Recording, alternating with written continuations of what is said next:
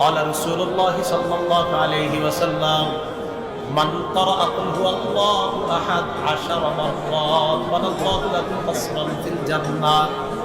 কোন ব্যক্তি যদি 10 বার সূরা ইখলাস পাঠ করে তার জন্য জান্নাতে আল্লাহ একটা প্রাসাদ নির্মাণ করে দেয় ওয়া মান ক্বারাআহা 20 মাররাতান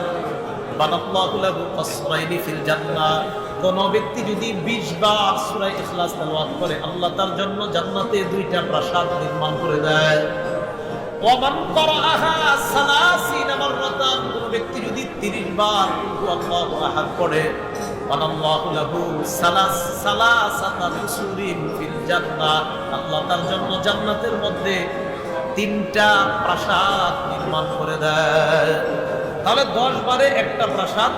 20 বারে 2টা প্রাসাদ আর 30 বার যদি কেউ পড়ে তার জন্য আল্লাহ জান্নাতে 3টি প্রাসাদ নির্মাণ করে দেন এই জন্য সূরা ইখলাস এটা আমরা পাঠ করব আল্লাহ তৌফিক দান করেন